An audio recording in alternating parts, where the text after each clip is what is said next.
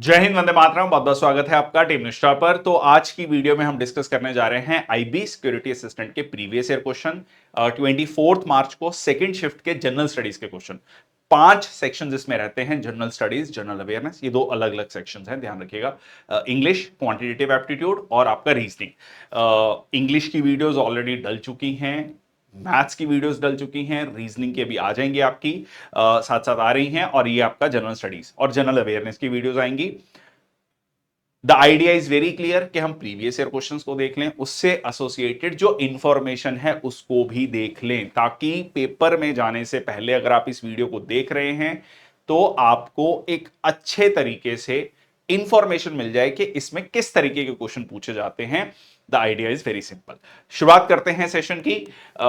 सबसे पहले हम बात कर लेते हैं ncrtquiz.com के बारे में। एक प्लेटफॉर्म हमने शुरुआत करी है, एक ऑनेस्ट अटेम्प्ट है उस प्रॉब्लम को सॉल्व करने के लिए जो कि बहुत बच्चे फेस करते हैं कि जी एनसीईआरटीज पढ़ रहे हैं या एनसीईआरटीज कैसे पढ़ें, इफेक्टिवली कैसे पढ़ें, उसको कंसोलिडेट कैसे करें, इवेल्युएट कैसे करें, रिवाइज कैसे करें। तो ncrtquiz.com हम लेकर आए हैं, चैप्टर वाइज क्विजेस बनाए हैं हमने। ठीक है जी। 6 to 12 ये आप देख सकते हैं, 6 to 12 history, geography, science 6 to 10। ठीक है, और उसमें भी डिफरेंट लेवल ऑफ क्वेश्चंस हमने रखे हैं। अगर आप एनसीईआरटीज का बेस तैयार कर लेते हो, कोई भी एग्जाम आपका नहीं रुकेगा, दैट्स अ प्रॉमिस। ठीक है जी, वो एक आइडिया है। और इसके अलावा टीम निष्ठा प्लेटफॉर्म है, दो प्लेटफॉर्म हम रन कर रहे हैं, टीम निष्ठा और एनसीईआरटी क्विज। टीम निष्ठा पे हमारे कोर्सेज है, वीडियो लेक्चर्स हैं। वी हैव आईबी एसीआईओ का बैच, वी हैव सीडीएस का, सीएपीएफ का। So go and check out that batches. शुरुआत, आगे चलते हैं। This is brief introduction about me. I am Sandeep Bansal, my academic professional journey. Session की शुरुआत करते हैं। चलिए, the records of population density 2011 of India state that the density has increased from a figure of dash to that of this per square kilometre as per census 2011। ठीक है जी। तो जो है पॉपुलेशन डेंसिटी कहां से कहां जो है बढ़कर गई है, तो ये है आपका 324 से बढ़कर 382 या 382 जो है आपकी। देखो, डेंसिटी क्या होता है, पॉपुलेशन डेंसिटी पर square kilometre. 1 kilometre bye 1 kilometre का अगर हम एरिया लेते हैं एवरेज, तो कितने लोग रहते हैं वहां पर। तो इंडिया में 2011 सेंसस के अकॉर्डिंग 382 382 लोग रहते हैं, और सेंसस 2001 के अकॉर्डिंग जो है ये नंबर कितना था, 324 का। ठीक है जी। चलिए, so population density of India as per census 2001 census was 324 persons per square kilometre, जो कि बढ़कर 382 हो गया। 2021 में सेंसस हुआ नहीं क्योंकि कोविड था। जब वो अपडेटेड सेंसस आएगा तब हम देखेंगे, बट ये 2011 के सेंसस पे बहुत क्वेश्चंस हैं। ठीक है। In which year was the agreement on trade and intercourse between the Tibet region of China and India signed? ठीक है, वो हिंदी चीनी भाई भाई का नारा दिया गया था। So that was the year 1954। ठीक है जी, 1954 का ये समय था। The agreement on trade and intercourse between Tibet and India was signed in 1954, allowing trade and passage between the two regions. 1962 is the year of Indo China war, not related to this trade agreement. United India Patriotic Association was founded by whom? किसने ये शुरुआत करी थी? सैफुद्दीन किचलू, मौलाना Shibli Numani, sir Syed Ahmad Khan, Mohammad Ali. तो answer है आपका सैयद अहमद खान। इनके द्वारा ये शुरुआत की गई थी। आइडिया वॉज वेरी क्लियर कि किस तरीके से जो मुस्लिम्स उस समय पर ब्रिटिश इंडिया में थे उनको ज्यादा लॉयल बनाया जाए, लॉयल्टी उनकी स्टेब्लिश की जाए टुवर्ड्स द ब्रिटिशर्स। अब ये भी कहा जाता है कि Britishers use like sir Syed Ahmad Khan to give favours to the Muslim community in India, British India, ताकि वो डिवाइड एंड रूल, हिंदूज और मुस्लिम्स को डिवाइड कर सकें। ये जो है एक, कह लीजिए, एक थ्योरी ये इस चीज को भी सपोर्ट करती है। So sir Syed Ahmad Khan founded the United India Patriotic Association to promote loyalty among Indian Muslim towards the British and foster the unity. Saifuddin Kitchlew और मौलाना शिबली निमानी इससे रिलेटेड नहीं है। मोहम्मद अली की बात करें तो वो खिलाफत मूवमेंट में हम उनके बारे में पढ़ते हैं, प्लेड अ की रोल इन इंडिया इंडिपेंडेंस। ठीक है, चलिए। Who was Gulbadan Begum, the writer of Humayunnama? वो गुलबदन बेगम जो थी वो हुमायूं की वाइफ थी, या उनकी डॉटर थी, या उनकी सिस्टर थी, या उनकी मदर थी? ठीक है जी। तो उनकी वो सिस्टर थी, ठीक है जी, उनकी सिस्टर थी हुमायूं की। So Gulbadan Begum was the sister of Mughal emperor Humayun and authored the Humayun Nama describing the memoir describing the life and reign of Humayun. Humayun का अपने स्ट्रगल काफी रहा। तो जब अकबर के समय पर, जब अकबर रूलर बना, तब उसने एक तरीके से अपनी बुआ को, है ना, रिक्वेस्ट किया कि आप हुमायूं नामा लिखें, आप पिताजी के बारे में लिखें, ठीक है। और बाबरनामा, ठीक है, ऑटोबायोग्राफी ऑफ बाबर। अकबरनामा आईने अकबरी अबुल फजल का बहुत इंपॉर्टेंट है। Humayunnama Gulbadan Begum, biography of Humayun. तुजुक जहांगीरी, जहांगीर की ऑटोबायोग्राफी ऑफ जहांगीर, ठीक है। Padshahnama Abdul Hamid Lahori, history of Shahjahan reign, ठीक है जी। और Majma ul Bahrain, Darashikoh on religious harmony के बारे में। रामचरितमानस तुलसीदास, हिंदी वर्जन ऑफ रामायण, ठीक है। तो ये कुल मिला के आपके जो इंपॉर्टेंट मिडिएवल इंडिया में, ये आप कह सकते हैं 15-16 सेंचुरी का जो इंपॉर्टेंट टेक्स्ट हैं उनके बारे में मेंशन है। On which date was the first session of Indian constitution drafting committee held. जो ड्राफ्टिंग किस डेट पे जो है इंडियन कॉन्स्टिट्यूशन की ड्राफ्टिंग कमेटी का जो पहला सेशन था, तो इट वाज 9 दिसंबर 1946, ठीक है जी, 9 दिसंबर 1946। मतलब ओवरऑल भी पहला सेशन 9 दिसंबर 1946 को ही था। और डॉक्टर सच्चिदानंद सिन्हा जो है पहले चेयरपर्सन बनते हैं। 2 दिन तक वो रहते हैं। 11 तारीख को जब नए अध्यक्ष चुने जाते हैं, क्योंकि पहले मीटिंग में जो सीनियर मोस्ट उनको कहा गया कि आप प्रिजाइड करें, फिर जो है डॉक्टर राजेंद्र प्रसाद जो है वो कॉन्स्टिट्यूंट असेंबली के, संविधान सभा के चेयरपर्सन चुने जाते हैं, ठीक है जी। तो 9 दिसंबर को कॉन्स्टिट्यूंट असेंबली, ठीक है। ये कुछ इंपॉर्टेंट डेट्स हैं आपका, ठीक है। 13 दिसंबर ऑब्जेक्टिव रेजोल्यूशन पास होता है, ठीक है। और उसके बाद आपका ड्राफ्टिंग कमेटी जो एस्टेब्लिश होती है 29 अगस्त। वैसे ये क्वेश्चन थोड़ा सा गलत है एक्चुअली, ड्राफ्टिंग कमेटी नहीं होना चाहिए, कॉन्स्टिट्यूशन असेंबली का पहली वो हुई, ठीक है। तो थोड़ा सा ये क्योंकि बट इसमें जो ऑप्शंस थी वो डेट्स अगर आप देखोगे तो 9 दिसंबर है, ठीक है। मतलब डेट्स के अकॉर्डिंग अगर आप देखोगे तो वो कॉन्स्टिट्यूंट असेंबली ही पूछना चाह रहा है, ठीक है। Where did the Lord Wellesley established Fort William College, ठीक है। फोर्ट विलियम कॉलेज जो है वो कहां पर 1800 एडी में शुरुआत की गई। तो अब मेन सेंटर कौन सा था ब्रिटिशर्स का? बंगाल वाला रीजन, ठीक है। So it was in Kolkata, ठीक है जी, it was in Kolkata. So Fort William College was established in Kolkata then Calcutta by Lord Wellesley to train civil servants in Indian languages and culture. Very very important, Britishers India में आ रहे हैं नए land में, उनको पता होना चाहिए कि यहाँ का कल्चर क्या है, भाषा क्या है, ठीक है जी। Which of the following schemes of the government of India deal with the promotion of organic farming?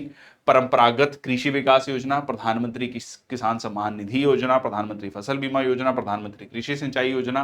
कौन सी स्कीम है जो डील करती है ऑर्गेनिक फार्मिंग से? ठीक है जी, ऑर्गेनिक फार्मिंग से डील करती है। सो देखो, ऑर्गेनिक फार्मिंग मतलब जो ट्रेडिशनल तरीका था, परंपरागत तरीका था, परंपरागत मतलब जो ट्रेडिशनल मेथड, तो ये उससे रिलेटेड है। फसल बीमा योजना, क्रॉप इंश्योरेंस होगी, बीमा इंश्योरेंस, क्रॉप इंश्योरेंस, ठीक है। किसान सम्मान, किसानों की सम्मान निधि जिसमें सरकार 6,000 रुपया देती है, 2,000 रुपए की 3 किस्तें देती है। प्रधानमंत्री कृषि सिंचाई योजना, तो इरिगेशन से रिलेटेड हो गया, ठीक है जी। तो आंसर क्या हो गया आपका? 1। चलिए नेक्स्ट आपका, which of the following in India's northern most trans Himalayan range. Northern most trans Himalayan range कौन सी है? सो कराकोरम, ठीक है जी, KLZ, ठीक है जी। तो कराकोरम, फिर आपका L लद्दाख, फिर आपका जसकार रेंज, ठीक है। तो यहां पर आप देख भी सकते हैं कराकोरम, लद्दाख और Zanskar range, KLZ। Okay, in which year was India national human rights commission set up? Human right commission set up कब हुआ? 1993। बहुत इंपॉर्टेंट ईयर, क्योंकि यही वो साल था जब NHRC स्टैब्लिश होता है। दुनिया भर में एक मूवमेंट चल रही थी कि हाँ जी, ह्यूमन राइट्स को लेकर नेशनल कमीशन सेटअप किए जाएं, ठीक है, under the protection of human rights act 1993, ठीक है जी। So it is a statutory body, ठीक है जी, एक स्टैट्यूटरी बॉडी है जो कि in conformity with the Paris principle protection of human rights act, ठीक है। और अपॉइंटमेंट कैसे है, कंपोजिशन, ठीक है। तो इसमें जो भी सुप्रीम कोर्ट, जो रिटायर्ड सुप्रीम कोर्ट जज जो है जनरली इसके चेयरपर्सन बनते हैं। पहले ही होता था कि former chief justice of India होने चाहिए, बाद में ये थोड़ा चेंज कर दिया गया। 70 साल तक का जो है मतलब जो चेयरपर्सन है वो, उनकी एज 70 साल तक की हो सकती है। 3 साल का टेन्योर जो है वो होगा। ठीक है, ये रिसेंटली आपके बदलाव किए गए हैं। Dash has been borrowed from the Indian by the Indian constitution from the constitution of USA. क्या चीज है जो हमने यूएस के कॉन्स्टिट्यूशन से लिया है? Bicameralism, fundamental rights, cabinet system, fundamental duties. तो fundamental rights, we the people of India, मतलब मेनली जो फंडामेंटल राइट्स हैं वो हमने यूएस से बोरो करे। देखो बाइकैमरलिज्म मतलब 2 सदन, Lok Sabha Rajya Sabha, upper house lower house, ये आपको यूके के पार्लियामेंट में मिलता है। ठीक है, कैबिनेट सिस्टम अगेन यूके से हमने लिया है। फंडामेंटल ड्यूटीज जो है ये हमने यूएसएसआर से जो है लिया है। So bicameralism borrowed from UK parliament system, cabinet भी British parliament system, fundamental duties USSR के कॉन्स्टिट्यूशन से, और जो आपका फंडामेंटल राइट्स हैं, इवन प्रियम्बल है we the people of India, ये हमने कहां से लिया है? ये हमने यूएस के कॉन्स्टिट्यूशन से लिया है। Okay, how many Lok Sabha constituencies does Gujarat have in the 17th Lok Sabha? ठीक है, गुजरात में कितनी लोकसभा कंस्टिट्यूएंसीज हैं? सो आंसर है आपका 26। ठीक है जी, 26। अगर आप मोटा मोटा देखो, जैसे हिमाचल प्रदेश है 4 है, पंजाब में आ जाओगे 13 हैं, हरियाणा में 10 हैं, यूपी में 80 हैं, 80, बिहार में 40 हैं, मध्य प्रदेश में 29 हैं, राजस्थान में 25 हैं, गुजरात में 26 हैं।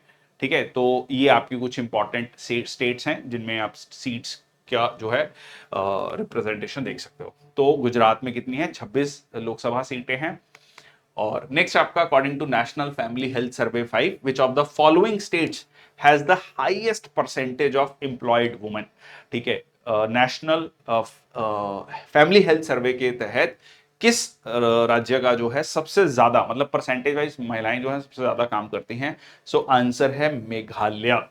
ठीक है, ट्राइबल सोसाइटी है। अच्छा, और एक चीज, मेघालय में कुछ ट्राइब्स ऐसी भी हैं जहां पर मैट्रिलिनियल सिस्टम है। ठीक है, पितृ सत्तात्मक समाज नहीं है, मात्र मतलब मदर जो है वो हेड ऑफ द फैमिली है। जहां mother head of the family होंगी तो आप सोच सकते हैं कि वहां पर जो महिलाएं हैं वो घर से बाहर जाकर भी अपना काम कर रही हैं, बेशक वो अपने खेतों में काम करे, अपना काम करे, जैसे भी है, but they are the head of the family. कुछ ट्राइब्स में, सारी ट्राइब्स में नहीं। तो इट इज मतलब logically becomes the Meghalaya answer. अगर आपको ये कहानी पता है तो आप आंसर तक पहुंच सकते हैं। Meghalaya is the state with the highest percentage of employed women, reflecting better female workforce participation. Which of the following Indian state UT has the highest scheduled tribe population in comparison to its population? Highest scheduled tribe population. अब दिल्ली में तो नहीं होगा, दिल्ली तो it's like urban area, तो ये generally कहाँ होगा? ठीक है जी, लक्षद्वीप, मिजोरम, अंडमान निकोबार। सो आंसर है आपका लक्षद्वीप। ठीक है जी, Lakshadweep is the answer. Highest percentage पूछा है, so scheduled tribe more than 90%। ठीक है, मोर देन 90%। तो ये आपका आंसर हो गया Lakshadweep. Advocate general of a state is appointed under which article of the Indian constitution of India? जो advocate general of the state है वो किस आर्टिकल के तहत उनको अपॉइंट किया जाता है? एडवोकेट जनरल ऑफ इंडिया के बारे में मैंने पिछले सेशन में भी कई सारे फैक्ट्स बताए थे कि एडवोकेट जनरल एक अटॉर्नी जनरल है, एडवोकेट जनरल है। अटॉर्नी जनरल के बारे में डिस्कस किया था, तो advocate general highest first law officer of the state है। एडवोकेट जनरल जो है कॉन्स्टिट्यूशनल बॉडी है, कॉन्स्टिट्यूशनल ऑफिस है कह सकते हैं, और बट ये गवर्नमेंट के एम्प्लॉय नहीं है सच। ठीक है, अपनी प्राइवेट प्रैक्टिस कर सकते हैं। सरकार, जो भी राज्य सरकार ने अपॉइंट किया है उनके खिलाफ केस नहीं करेंगे, बट वो अपनी प्राइवेट प्रैक्टिस कर सकते हैं। इसके अलावा वो जो भी पावर प्रिविलेजेस दिए गए हैं एमएलए को, मेंबर ऑफ लेजिस्लेटिव असेंबली को, वो भी इनको मिलते हैं। ये मतलब जो विधानसभा है, विधान परिषद है, उसमें जाकर बैठ सकते हैं, बातचीत कर सकते हैं, वोट नहीं कर सकते क्योंकि वो वहां के मेंबर नहीं है सच। ठीक है जी, तो अब सवाल आता है कि किस आर्टिकल में जो है अपॉइंटमेंट है? तो 165 provides for the appointment of advocate general for the state, article 170 composition of state legislature, 160 power of the president regarding states, 170 is about the 75 is about the salaries of the जजेस। तो 165 article थोड़ा सा specific आपको ध्यान में रखना पड़ेगा। In which state UT India of India is the Divar island situated? ठीक है, तो दीवार आइलैंड कहां पर है?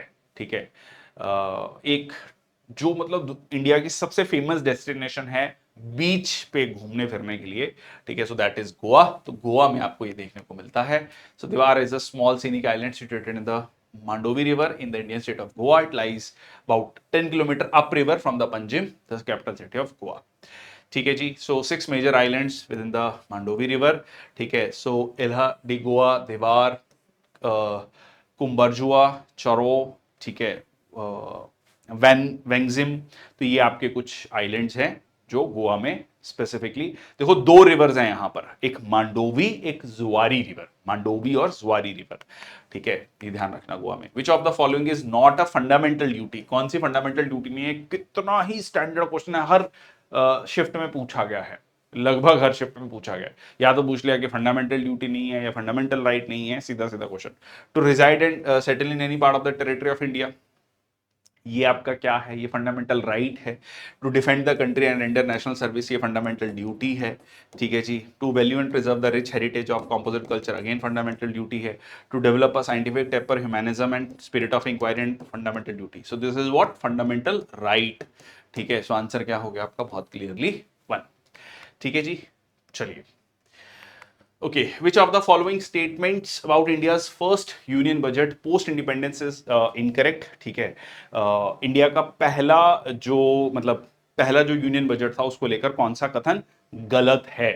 Which of the following statement is incorrect? So Jawaharlal Nehru was the Prime Minister of India at the time of the first budget.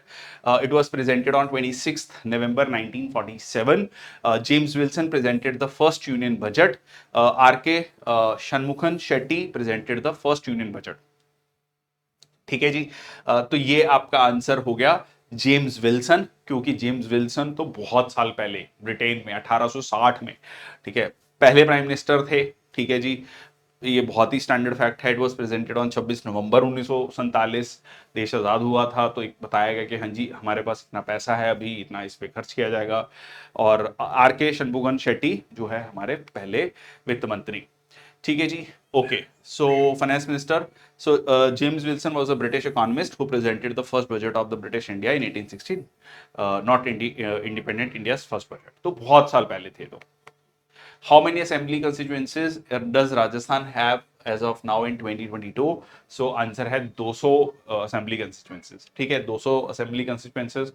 Again थोड़ा एक idea ले सकते हो कि जैसे पंजाब में 117 हैं, हरियाणा में 90 हैं, दिल्ली में 70 हैं, 403 लगभग जो है आपके यूपी में हैं, जो है देन आपका 200 यहाँ पर राजस्थान में है. तो ये कुछ सीधा सीधा असेंबली कंस्टिट्यूएंसीज, क्योंकि न्यूज में है. ठीक है जी, न्यूज में था उस समय पर, तो ये पूछा गया है क्वेश्चन आपका. As of March 2022 what is the number of the schedule small finance banks in India? कितने स्मॉल फाइनेंस बैंक्स इंडिया में थे मार्च 2022 तक? तो आंसर है आपका 12 small finance banks, scheduled small finance banks, जिनका फोकस होता है फाइनेंशियल इंक्लूजन का, उन एरियाज तक पहुंचना. फाइनेंशियल इंक्लूजन मतलब बैंकिंग सर्विसेज को, फाइनेंशियल सर्विसेज को वहां तक लेके जाना जहां तक अभी नहीं पहुंची हैं. ठीक है.